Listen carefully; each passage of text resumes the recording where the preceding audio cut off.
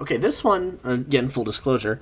I feel I couldn't have said why, but I felt like going into this one that this one was that '93 was a year that might take it.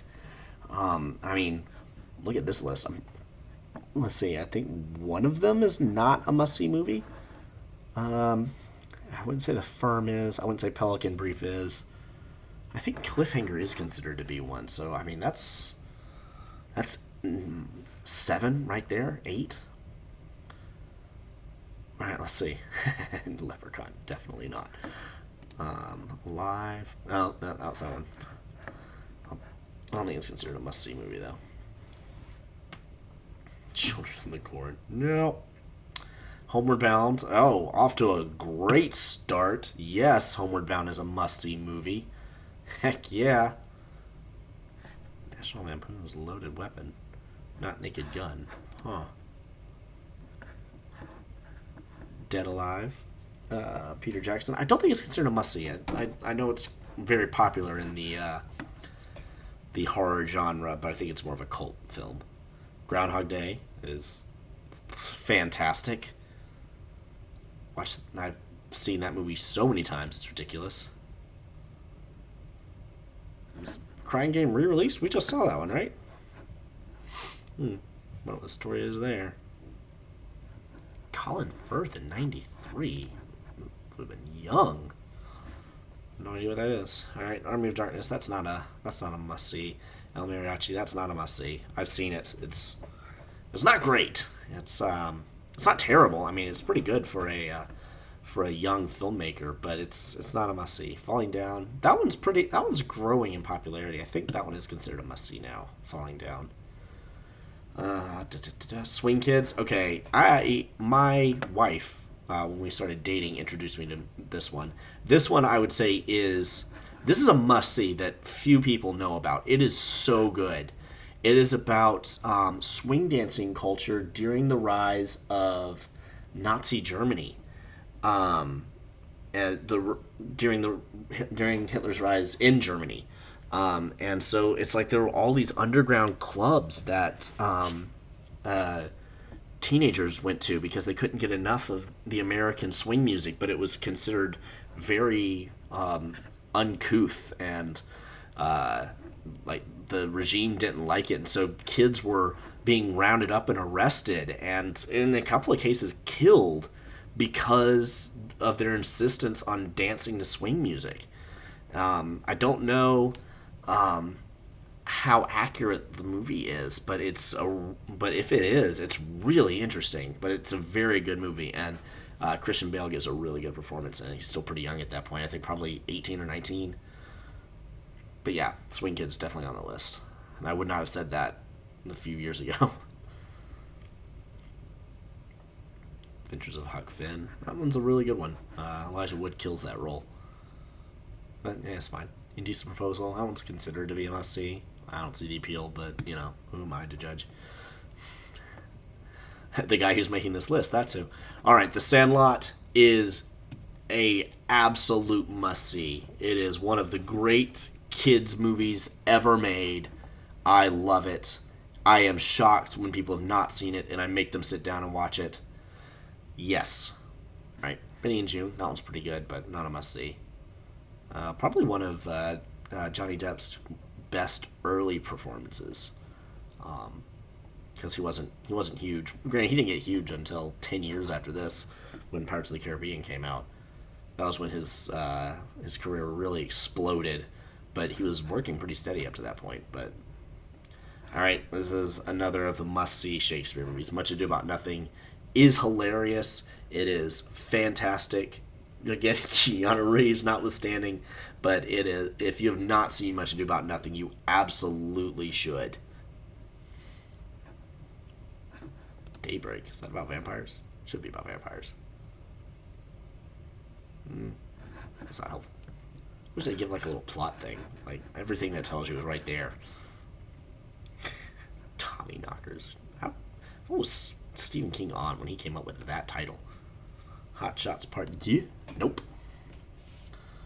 Sliver, Cliffhanger. All right, I believe Cliffhanger is considered a must see. Made in America. Oh, I don't know that one. What was I thinking of? Super Mario Brothers? Absolutely not.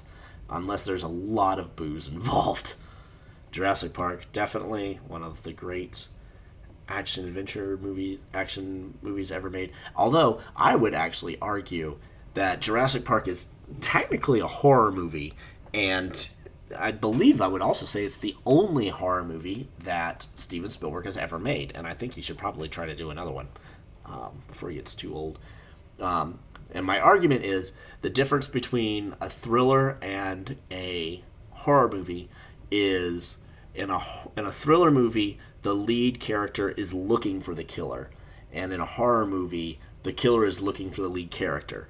So by that method of thinking, Jaws is a thriller. Most people actually say that, and it's not a horror movie, and it's because the Sheriff Brody and Hooper and Quint all go out to go after the killer, which is the shark, and how successful, and the shark fights back, which a killer can fight back inside of any kind of thriller. That's one of the things that makes them intimidating. But whereas Jurassic Park is just them trying to survive the dinosaurs. So I would argue Jurassic Park is actually a horror movie, and cleverly disguised as an action film. And again, the only one Spielberg has ever made. And he's proven many times over that very few people can make a suspense scene like Steven Spielberg. And I think he should actually try to do a horror movie sometime. Orlando. I was intrigued by Tilda Swinton. We're all intrigued by Tilda Swinton a little bit. Once Upon a Forest is a must-not see. Avoid that movie. It's terrible. It's not good. Sleepless in Seattle. Yep, that is one of the great... It's in the running for the great rom-com of all time. Again, Nora Ephron. So good. The Firm. No, not a must-see. It's good, but I wouldn't say it's a must-see. Rookie of the Year? Yes. Rookie of the Year is a must-see. Watch it. It's good. All right. Free Willy and Hocus Pocus. I don't like either of them, but people look at you funny if you haven't seen them, so I would say they go on the must-see list. Whether or not that outlives my generation, who knows? Robin Hood Men in Tights? Yep, that's a must-see. So I Married an Axe Murderer. That's on I want to see. Fugitive? Alright, Fugitive is absolutely a must-see. It is, in my opinion, one of the greatest movies ever made. And anytime, if anybody ever brings up, the idea that turning a TV show into a movie is a bad idea, The Fugitive is the rebuttal to that it can be done well, because it is fantastic. Everything about it is so good. It was actually nominated for Best Picture. As you saw, it was high grossing. Tommy Lee Jones, it is Harrison Ford's best performance. Tommy Lee Jones won an Oscar for it against Ralph Fiennes inside of Schindler's List, which, how do you even do that? Joe Pantoliano is fantastic in it. Julianne Moore, it's her first movie, I believe, and it is so good. It probably would have won Best Picture, but it came out the same year as Schindler's List, and Schindler's List was like the Lord of the Rings. Nothing could stand against it. But yes, Fugitive, absolute must-see movie. I legitimately consider it to be one of the greatest movies ever made. It is so good from start to finish. And then we have Meteor Man, which had Don Cheadle in it, apparently. That's surprising. Alright. It's not a must-see movie, by the way. I was just commenting. Like, we went from incredible to pretty bad. What's funny is I remember seeing commercials for Meteor Man, but not Fugitive. Which, I mean, I would have seen commercials for Meteor Man on, like, on baseball games. My parents were watching them and stuff, and you would think that they would show Fugitive trailers as well, but nope. I have no memory of that. Searching for Bobby Fischer is a must-see movie. It's about a chess prodigy, not Bobby Fischer, It's really good. Pretty young Lawrence Fishburne in it, and Ben Kingsley is fantastic in it. He plays a great character in that movie. Secret Garden. I don't think that there are any must-see Secret Gardens. I'm gonna stand by that. Surf Ninjas. No. Son of the Pink Panther. The Thing Called Love. Oh, Son of the Pink Panther is actually directed by Blake Edwards. California. Young Brad Pitt in that one. Money for Nothing. True Romance. I think that one is considered to be a must-see. I'm going to add it to the list. I've not seen it, so I can't give an opinion on it, but I believe it is considered a must-see. It is written by Quentin Tarantino, so, there's that. Dazed and Confused. Yeah, I think that one's considered a must-see. Good Son is definitely not. I've seen clips of that one, and it's bad, especially considering Elijah Wood and Macaulay Culkin, which I think they actually do fine. It's filmed poorly. There's not any good. The script is bad. The cinematography's bland. Oh, here we go. Cool Runnings. Yep, must-see movie. Cool Runnings is fantastic. I love it. Freaked. No idea. Alex Winter was in another movie. Shortcuts. I don't know that one. Deadfall, Demolition Man. Yep, that one. That one has quite the following of people that they look at you funny if you have not seen it. Gettysburg. Yeah, that one is considered a must-see of historical dramas. Beverly Hillbillies is, of course, a must-see. No, it's not. Not even a little bit. Rudy, yes. Rudy is a must-see movie. You watch that one, and Jon Favreau's in it? I need to rewatch that one. And you wonder how Sean Astin's career was not bigger between that one and his performance as Sam in Lord of the Rings. He's a great actor that has just not been given as much opportunity as he should have. Fatal Instinct. Oh, comedy. Okay. I was like, what in the world? Nightmare Before Christmas. Yep, that is definitely a must-see movie. Oh, what month are we in? October. So it did come out in Halloween. I remember seeing the commercials for that one as well. All the time. Oh, man. My instinct so far is going well. We're getting up there in numbers. The Piano. Yeah, I think that one's considered a must-see drama. All right. It might just be me and people in my generation, but it might be nostalgia, but I consider this Three Musketeers absolutely must-see. It is so fun.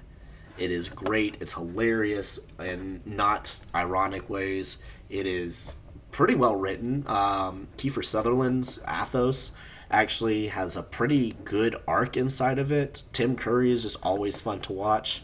Yeah, it's a great movie, and it goes on the must-see list. Addams Family Values. I believe that one's the more popular of the two, but I don't think either of them are really considered a must-see.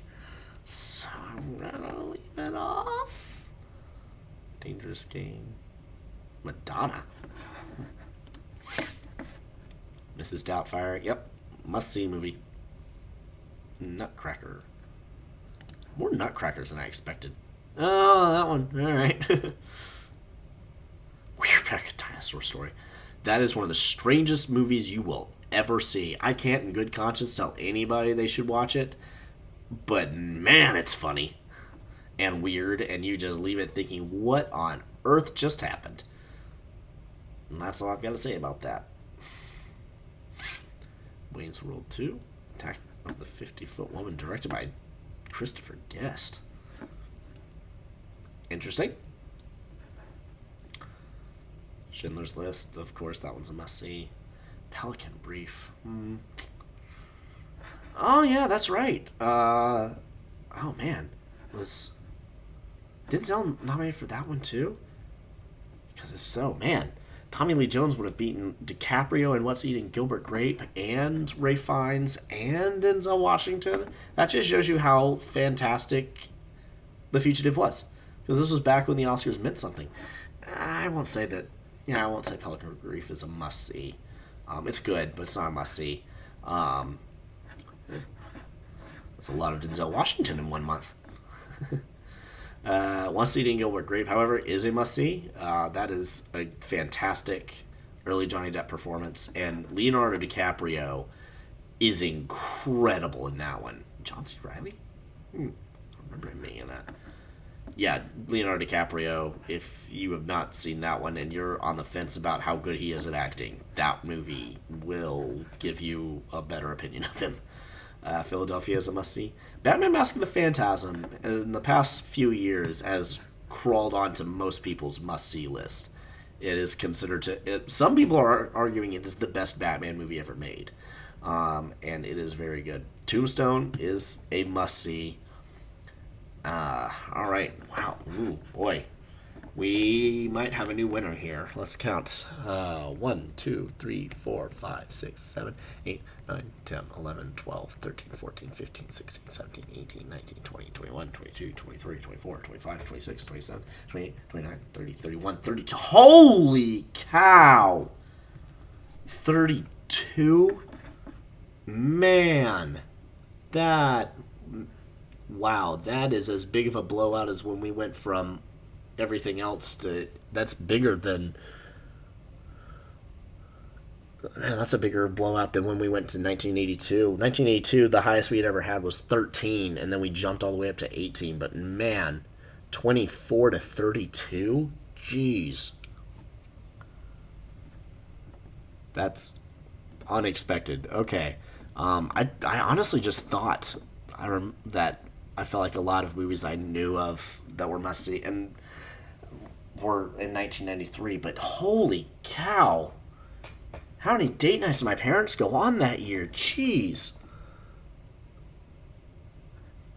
man, and that's so 1987 surprised me with its 24, but 32. That's like. And that was, like, I didn't have any. There were a couple that I was on the. There were, like, 2 that I was on the fence on. Everything else was just, yes, absolutely, absolutely, absolutely. 1993 is huge.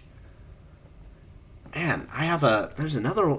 There's one more year that I have a feeling that I had a guess might win this, but I don't know if it can beat 32. That is crazy. Okay.